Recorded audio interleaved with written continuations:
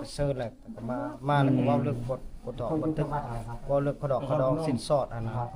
มันเป็นอันนั้นคันว่ามันสำเร็จแล้วก็แล้วไปบัด ถือว่าอันนี้คือปิดท้ายในการสู้ขอสำเร็จแล้วมีพาเข้า แต่ว่า ว่ายังแต่พอเฒ่าเจ้านี่แหละยังบ่เคยไปนะ เพราะว่า ไปบ่ยอมไป บ่เด้ บ่เคยไปจักเทื่อ ไป ความหมายคือว่าเขาคัดท่อเขาคัดท่อ30แต่ว่ามันทอกสาวได้ แต่ สิบ ขอท่อสาวอะไรจัง ลา ซี่ ให้ลาเพิ่นสาว เอาลาพายเราเคยตั้งหากอีกมันบ่ แม่น แล้วตัว10มันเราเฮ็ดอะไรบัดนี้ เป็นทอกอัน ไปเบิ่งตัวอย่างมันเขา ใส่เป็นเดือนบ่หรือว่าเป็น แล้วแต่ตกลงกัน มันเป็นอย่างนั้น สรุปว่ายังอีก10ล้านนี่ก็คือเพิ่นตกลงกันว่าเดือนหน้าบ่หรือยังหาได้หาทางเนาะ ล้านรวมอีก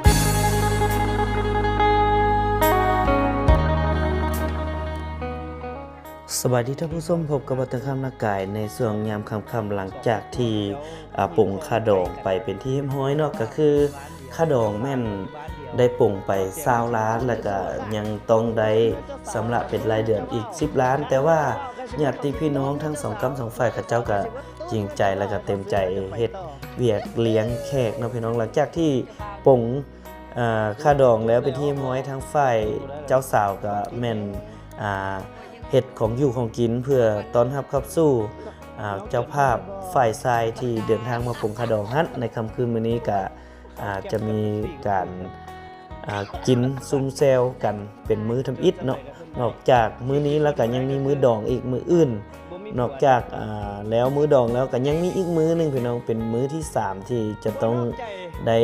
ล้างถ้วยล้างบ้วงเมียนเครื่องเมียนของแล้วมันได้กินกันอีกครั้งหนึ่งซึ่งบรรยากาศในค่ำคืนมื้อนี้จะอบอุ่นส่ำใดรอติดตามชมไปพร้อมๆกันไปส่งอันเบียร์เนาะทางเจ้าบ่าวเฮาไปส่งเบียร์มาละ40ลังยังอยู่บ่เบียร์ฮะบ่แม่นเอาไปให้เจ้าสาวเบิดแล้วบ่นี่ผมบอกว่าเพิ่นอยู่เพิ่นไปปลูกมะม่วงเสียดายดินมันบ่เหมาะกับการปลูกมะม่วงผมอยากให้เราปลูกลิ้นจี่แหละ กับบ่เฮือนเจ้าบ่าวต่อพี่น้องเอ้ย ลิ้นจี่ของนครพนมเด้อนั่นน่ะลิ้นจี่ของนครพนมไอ้หัวหวานนั่นน่ะที่เรา Nếu nó phải mịt cho anh hả? Nó phải mịt cho anh. Lại cho ít nè. ส่วนหลายดองอยู่พี่กับเจ้าจะซอยกันเนาะ Thật xị nào. บ่ค่อยได้จ้างแบบแม่คอกแม่ครัวอย่างบ่ได้จ้างเลยพี่น้อง ปัดยุคคอยเห็นบ่งานคอยมื้อละ 5,000 เนาะ โอ้ 35,000เห็นบ่เพิ่นจัด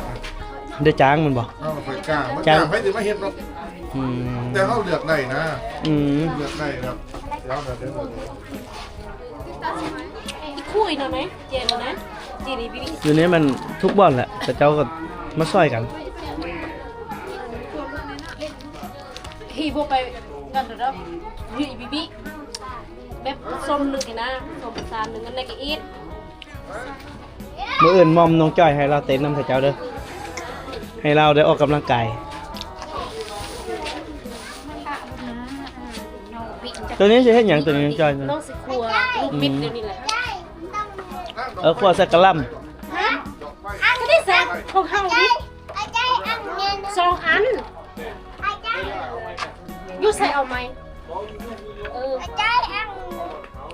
ăn thì mà bé tôi là ăn bọn tôi là ăn nữa มื้ออื่นดอกนี้มื้อตอนมัดแขนเอาไปเฮือนเจ้าสาวหน่อยเด้อ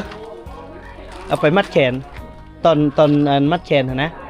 đâu đấy ดอกอัน tên nó đang ngồi cùng vào มันเป็นสปอนไลท์บ่อันนี้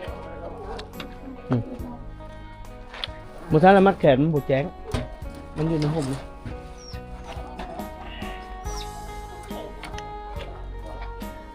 นี่คือความสามัคคีภายในหมู่บ้านเพียงที่ว่า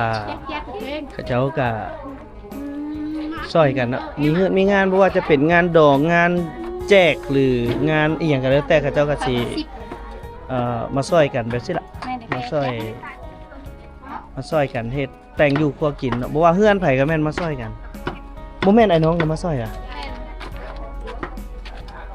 คนฮักคนแพงนะเขาเจ้าก็ซอยกันแล้วก็กินดองน้ำกินน้ำกันแล้วก็เงินก็ซอยแห้งก็ซอยก็อยู่ในเขตชนบทสปปลาวก็มีจุดดีก็คือแบบนี้ล่ะคือความสามัคคีกันนี่ล่ะ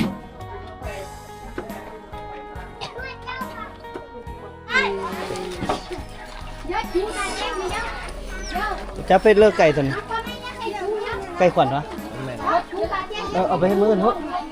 เอาไปให้เจ้าสาวอีกบ่ฮะเออ Ôi đàn được cái này về chơi chui cái này này. Ruồi. Đấy.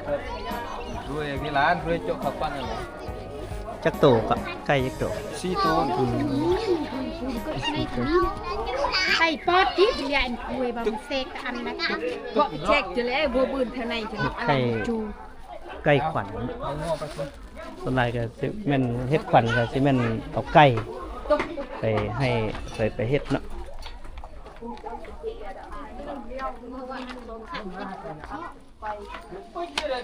คันมีงานคนก็เต้าโฮมกันเลยได้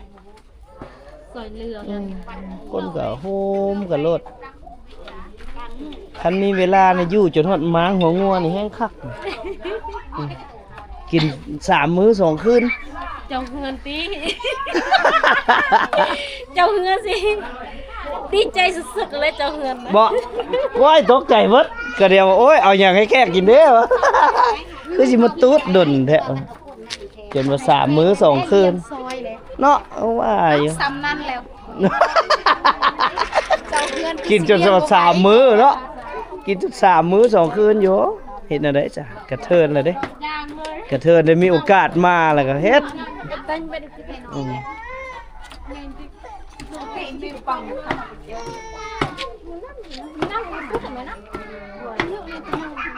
ตอนนี้เตรียมใช่อย่างนี้อันลาบบ่ลาบกับอบอันนี้ต้นใหญ่ๆก็สิใส่อบงัว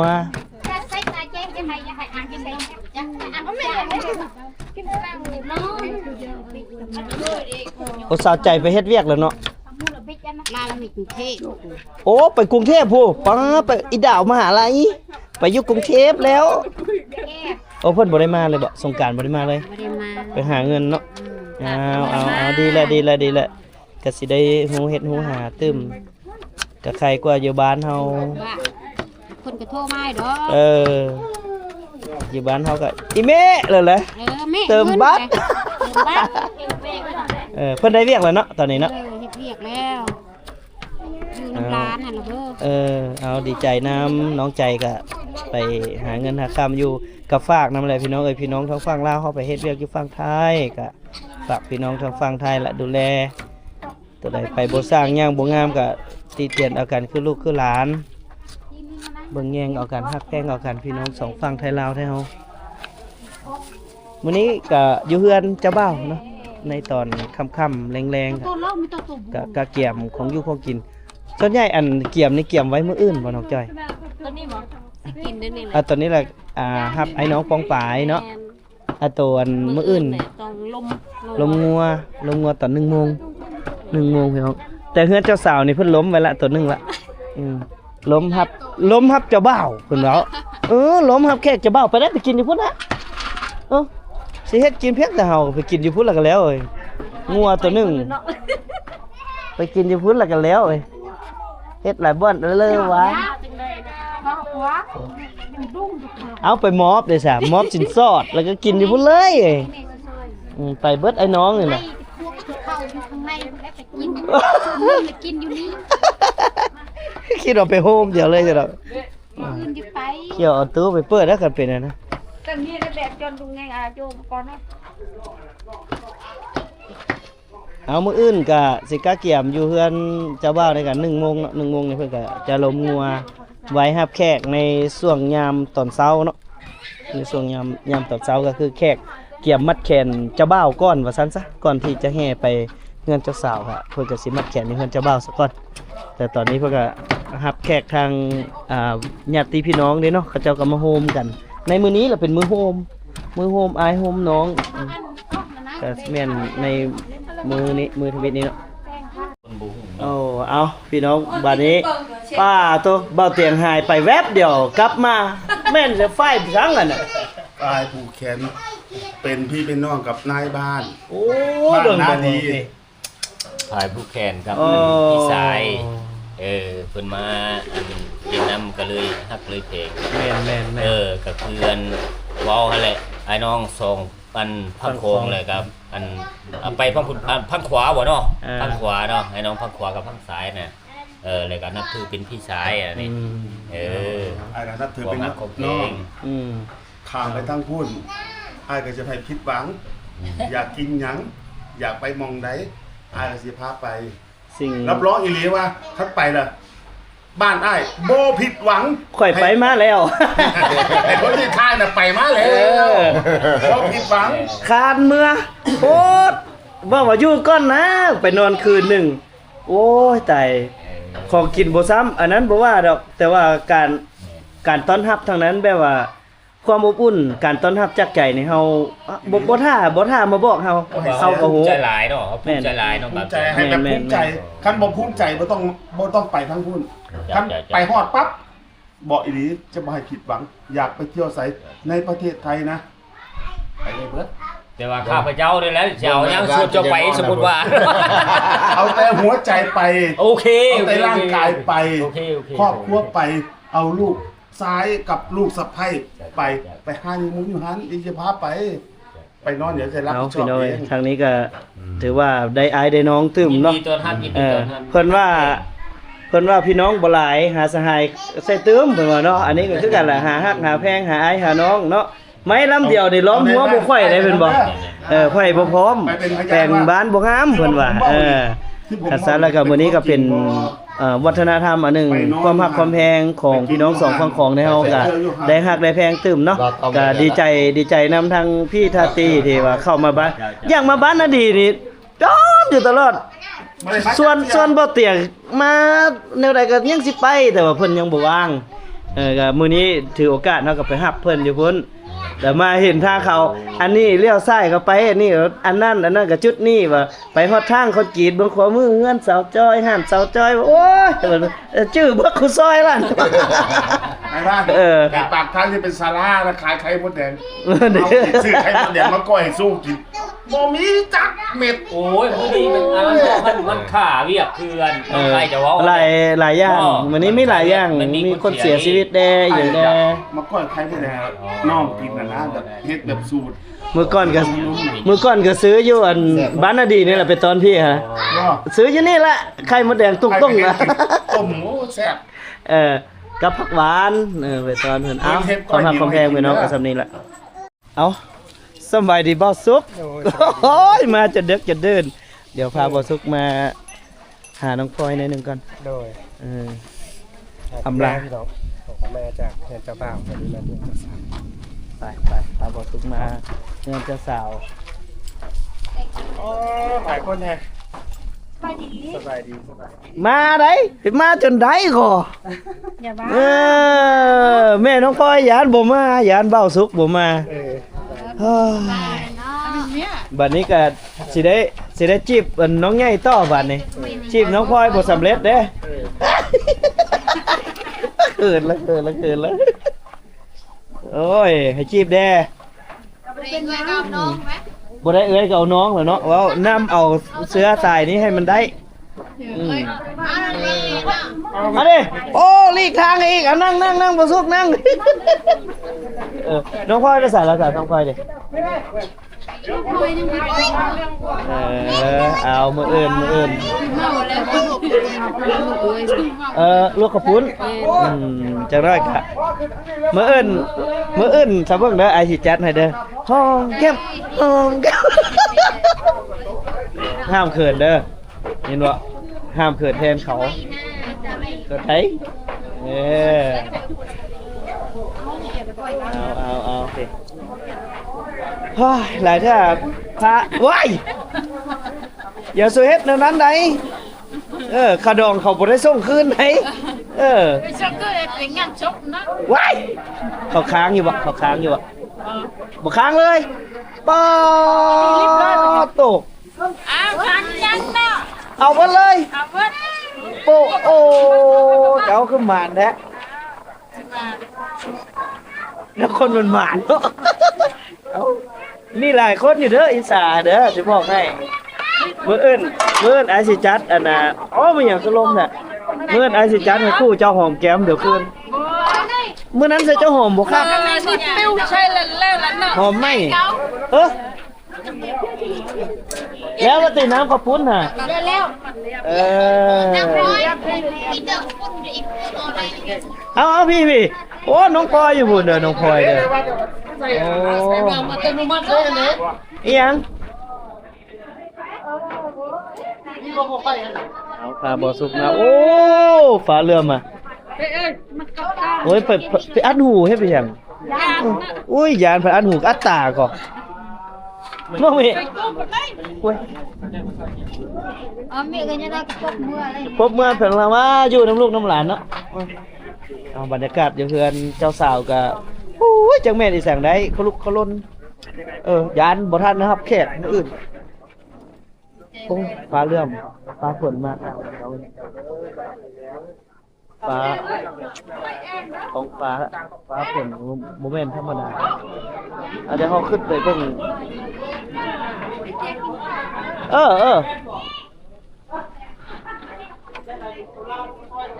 จังหวะ ที่คลองเขาเจ้าอยู่พี่ก็ยังมีอยู่นะอยู่เทิงนี่เป็นไงพอล่ามเจอเหล้าใหม่เขาเฮ็ดเต็มช่องพอล่ามก็ได้เอ็นบ่ด้วย เมาเช่เลย เซเลยพอล่ามมืออื่นเด้อโอ้มาทางพี่กันมีพาเข้าไว้ได้พี่น้องทางพี่ก็ได้ขอบคุณฮะเขาใหญ่เลยโอ้ คนไหนเลยคนมาคนมาเดียวกัน คนมักคนบ้านเดียวกันอีก แมนเราก็มากูเบ้ารุ่นน้องอีก รุ่นน้องอีก แมนลูกกูอีกมาดิ ลูกกูอีก เห็นแต่ในคลิปพี่ใต้ของกูนี่อีก เอาแล้วบัดผมมักบ้าวรุ่นน้องวะ ปีนึงได้นอก2 ปีเหมือนกัน อ๋อ mẹ บ่ธรรมดา นางมีคนว่าผู้บ่าวมีหรือบ่ ผมได้มักกันดอกแต่ว่ายังจำมือในกันคือ โอ้อีหลีบ่น้องใหญ่ chị nó rồi ขายบ่ออกเลยได้คันว่านี่ได้ออกกองอีกได้นี่ได้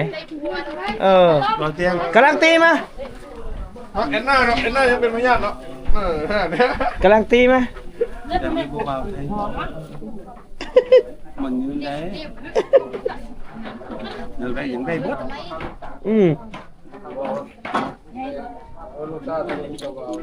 อันนี้จะปีแล้วน้ำอายุ จักปีแล้วลูก 16 ปี ซ้ำเท่านี้ ก็ซ้ำน้องพลอยนี่เนาะ ผู้นี้ซื้อไงเนี่ยบ่ซื้อจอย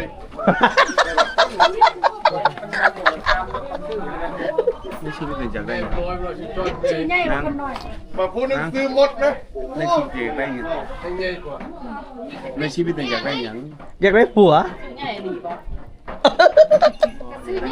อย่าเฝ้าเอาเด้อ บ่ได้สาม เอาเด้อพี่เด้อพี่เมียก็บ่ต้องซื้อเมียเจ้าเราซื้อจอย แมน อันนี้เราซื้อใหญ่ แมนคนซื้อใหญ่นี่น้ำหนัก36แต่คนซื้อจอยเนี่ยน้ำหนัก98แต่คนซื้อหมดนี่น้ำหนัก100ปลาย ผู้ใดซื้อหมด โอ้ยไปแล้วคุณต้องไปแล้ว อยู่นี่แล้วเขาเฮ็ดเวียกครับ ไปเฮ็ดเวียกแล้วเนาะพี่ทุกคนต้องอิจฉาคนนี้คนเดียว กระดองให้ที่สุดในหมู่บ้าน ค่าดองแพงที่สุดในหมู่บ้านแล้วก็บ่มีติดหนี้บ่มีค้างจ่ายสดงดเสื้อเบื่อทวงขี้ค้านทวงหนี้เนาะค่อยก็มักใจเจ้าอยู่นี่ต้องถ่ายซะก่อนบ่นี่โอ้คนมีค่าดองแพงที่สุดในหมู่บ้าน อาบแล้ว บ่มีติดหนี้ได้พี่น้องเอ้ยห้ามเพิ่นเอิ้นว่าจ่ายสดงดเสื้อเบื่อทวงบัดนี้ละพาอันเพิ่นเมื่อใช้งานอยู่บ้านเด้อเมื่อไถนาอยู่บ้านเด้ เอาเมื่อไถนาอยู่บ้านนากระทิงกูกะที่เอาเมื่ออยู่บ่ที่เอาเมื่ออยู่บ่ ปีละเทื่อเนาะเมื่อพุ่นเนาะ คุณอยู่บ้านนั้นน้องอยู่บ้านนั้นก็ này cái thi ใส่บ่ทอง อยู่หม่องใดก่อน มันอยู่ติดบ้านหยัง cái tin ban sờ bùn โอ้บ้านสมบูรณ์ไอ้ก็บ่ฮู้อีกคือเก่าบ้านหยังอีก คอยเราบ่คอยสิบ่อยากเชื่อเด้อไอ้คำว่าสมบูรณ์หมู่บ้านซึ่งสมบูรณ์นี่ไก่แห้ง ไก่บ้านดงไก่บ้านดงนะข้ามไปอีก ไปไก่พ่นน่ะดีอีก ชาวบ้าน ปอไก่พ่นน่ะดีอีก ต้อง ไปเมียก็ ไปขึ้นเฮ็ดงานเจะภาพเชิญต้องได้มาได้ฮีดอยู่เฮือนเจ้าสาวอีกเนาะก็เพิ่นจะแต่งครับกับแขกคนโอ้ก็เต้งเต้ง น้องพลอยโอ้ยถ้าเบิ่งเจ้าสาวนี่ก่อนนี่คนนี้เลยออกสเต็ปก่อนหมู่นั่น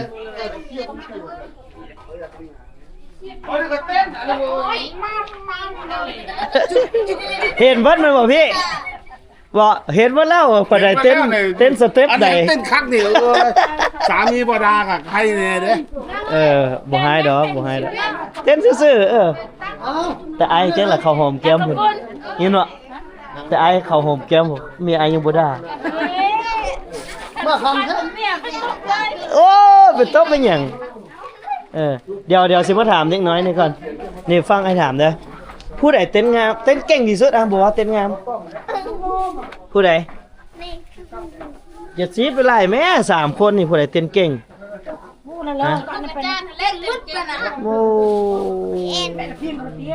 รุ่นสืบทอดอันนี้ก็ได้กระเจ้าเต้นเก่งมาแต่รุ่นย่าบ่แม่นรุ่นแม่เลยรุ่นย่าเก่งเด็กน้อยสมัยนี้เขาเต้นเก่งมาก เขาให้เต้นหลายแบบเนาะเขาเต้นได้หลายแบบถ้าเบิ่งเด้อพี่น้องเด้อถ้าเบิ่งมื้ออื่นโอ้ยสเต็ปออกนับตั้งแต่รุ่นเคี้ยวหมากลงมาน้ำหมากบ่ฟงก็ยังไงเดี๋ยวเฮาขึ้นไปถึงจักหน่อยนึงมาบัดนี้ขึ้นมาทางพี่ได้เอาตอนนี้บ่ได้ ไหนมาไงพูดผ้า นี่ กัน ของแท้เฮาตอนรับขับสู่แขกป้าเบิด2ลังจังให้เมื่อบ่นี่แม่น้องพลอยเบิด2ลังจังให้เมื่อบ่บ่มีปัญหาเอานั่งเลยอ๋อเนาะอัน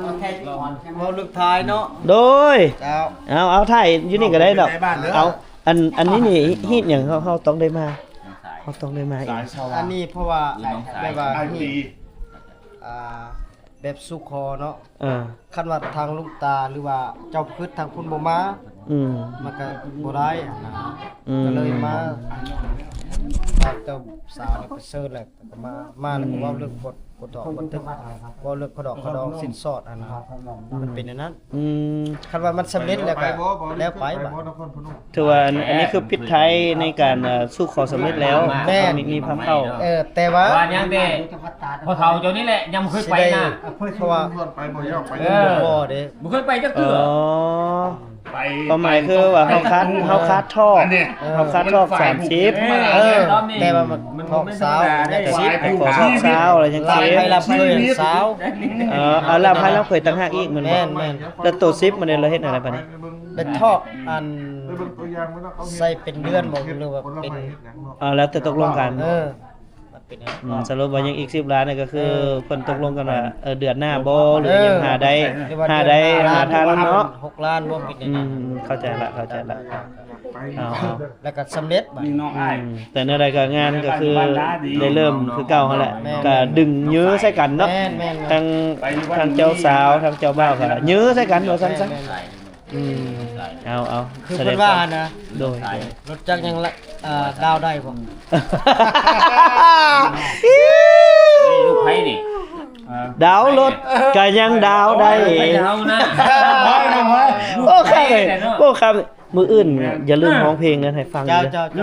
เพลงหากินเฮาได้มื้ออื่นเดี๋ยวค่อยท่าฟังได้ค่อยไปค้นหาจนว่าบ่แม่นธรรมดาเลยรู้แล้วเห็นแล้วเตะสิ้นมอง เอา ลูกค่อยเอิ้นเจ้าก็ลุง แต่ นะ ลุงแลแม่น นั่น ฟัง เจ้าก็เอิ้น คัก บ้าน คัก ไผ คัก เนาะ ค่อยก็สิบันทึกตั้งแต่ต้นจนจบรถ นี่อันนี้ก็เอิ้นลูก เอานั่งห้องบ่ได้นี่พี่น้องนี่อันนั้นนั่งห้องมาจากฝั่งไทยเด้ออันน่ะเด้อ ค่อยแล้วเอิ้นลูกไผ นั่งห้องมาจากนั่งห้องมาจากฝั่งไทยเด้ออันน่ะได้นั่งห้องเดินทางมาจากนครพนม โอ้อันนี้นะห้องจากบ้านอันนี้ดิ โอ้นั่งห้องน่ะดีสิฮู้บ่แล้วก็ฮู้ทั่วประเทศแล้ว เออจริง ดังทั่วประเทศนี่นั่งห้องมาจากสุรินทร์น่ะนี่ เพ่ บ่ห้องสิฟังจักเชื่อ ห้องหัวมวนเบาเงิน เอาต้องเมียเคยเจอกันไหมบ่ เด้ย ต้อมห้องได้เลยบ่ ลิง ห้องจังห้อง โอ้เราเรื่องแหลกบอกเลยครับ ก่อนเนี่ยเนาะบ่ ว่า ห้องสิฟัง ว่า จักเชื่อ หมายถึงว่าเครื่องเสียงเนี่ยความเกี่ยวข้องในเนี่ย นี่นะครับจำผัก ว่า เอาบัดนี้พาเข้ามาแล้วได้พี่น้องบัดนี้ได้ เอาไป ทั้งไป อยู่ไทยก็จะ เจ้าสาว เจ้าก้อยดิบไอ้ก้อยเลือดก้อยคุ้ง บ้านเจ้าว่า ตามมันอยู่หั่น นี่นะเนี่ย ภาพที่มันบอกว่าก้อยดิบก้อยชุบ อ้าวน้องไปใส่ บรรยากาศได้เรื่องอยู่โอ้โหทั้งเคยเล่าเขาฟาดขับปุ้นซะก่อนละ กินข้าวเนี่ยมื้อนี้มืด กินข้าวจะคาบมื้อนี้ เด้อ นี่มื้อนี้นะได้กินข้าวปุ้นนี่ละ ชื่อหยังนี่เนาะ หาก็ได้กินคาบเดียวนี้ อาหลิง เนี่ยซื้อข้าวจีปาเต้ให้แต่ว่านเพิ่งมากินตอนเที่ยง โอ้โห ก่อนเดียวล่ะเจ้า เร่ง เจ้าอะไรน่ะ เร่งกันอันนั้นเนาะเร่งงาน เพราะว่าเป็นติดงานหลายวันนี้เพราะว่ามันสองงานติดกันพุ่น เอาต้องได้เอาให้ทันเนาะ อันนี้ไอ้ดีเด้อ แล้วล่ะว่าอันตัวอันตัดอันตู้ค่ะ แข่งกัน เรียบร้อยเนาะประกอบเรียบร้อย ยังไงซอยกระบอก บ่าวสุกก็เพิ่นจังบ่ได้มาอันท่านน่ะบ่ต้อมไปหาสาวไส้โบทองตายไปพระธาตุพุ่นน่ะโอ้หลายเทื่อสิได้พาไปเด้อ ซอยได้เต็มที่ ไปพระธาตุดงนาคำเด้อไปน้องข่อยเด้อไปสิพาไปแล้วก็ไปเฮือนอัน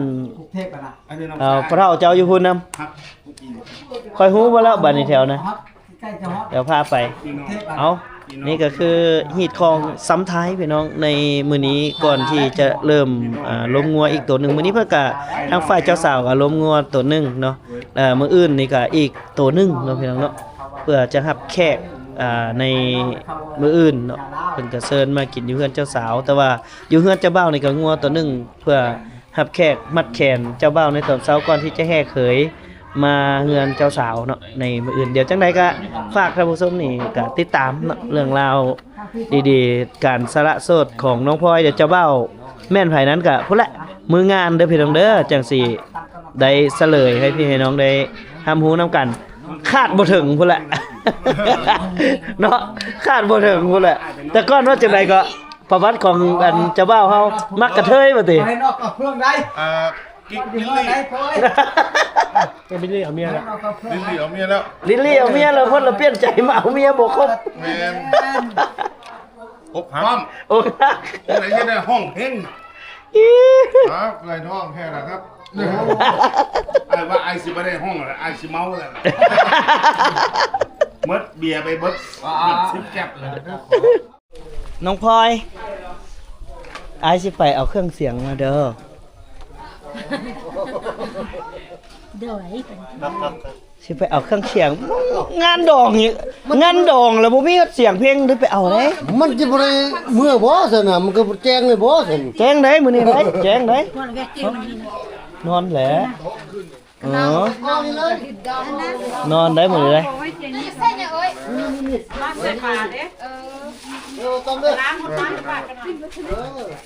เอาเข้าห่มไว้ได้เฮ้ย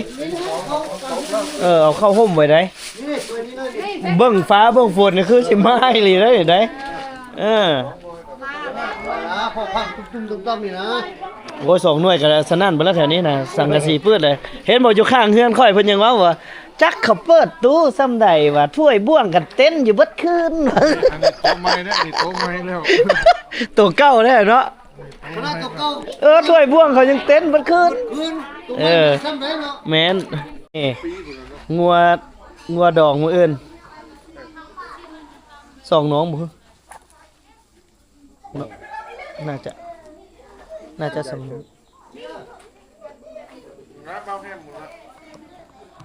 เตรียม แต่เฮานี่ก็ยังบ่ได้อยู่ได้เซาเด้พี่น้องต้องได้เอาจนได้เด้จนได้แบบมีเสียงตู้ขึ้นพุ่นแหละก็บริการโดย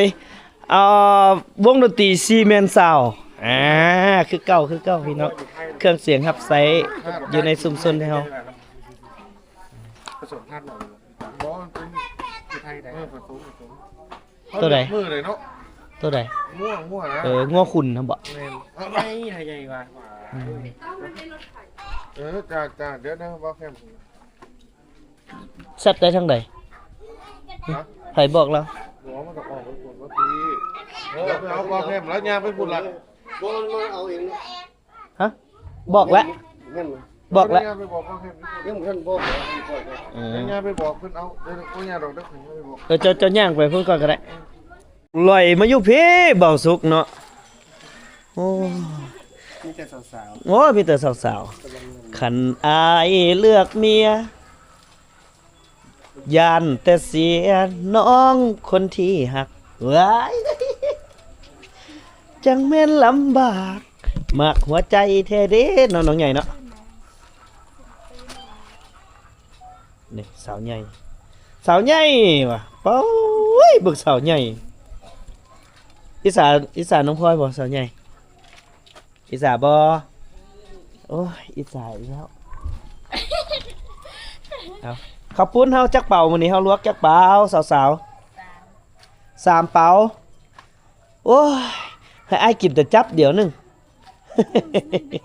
กินบ่เบิดเอาฮอด2จับแล้วกินบ่เบิดละเอามื้ออื่นเด้อมากินข้าวปุ้นนํกันเด้อพี่น้องเด้อพี่น้องทางบ้านนาดีก็มาให้เบิดเด้อมีเฮือนละ5คนก็มาให้เบิดโลดแต่ใส่ซองหลายๆเนี่ยเด้อ มากินข้าวปุ้นน้ำกันส่วนใหญ่เขาเจ้าดองอยู่หน้าดีเนี่ยเขาเซิญแขกข้างในเด้บ้านอย่างเนี่ยเขาเจ้าเซิญส่วนหลายบ้านแตนบ้านนาตุงกวนควายแล้วก็ใส่อีกพวนไล่บ้านเล่านาคำป๊าพอชิฮอดทักแขกเลยได้หาได้ป๊าตัวแสดงว่าหมู่คู่หลายเนาะแถวนี้เนาะแต่ว่ามาหลายๆแท้ก็แม่นอันแถวบ้านนาตุงเนาะนาตุงบ้านแตนนี่เอาไปแล้วนี่สาวๆไปแล้วเอาข้าวปุ้นลวกข้าวปุ้น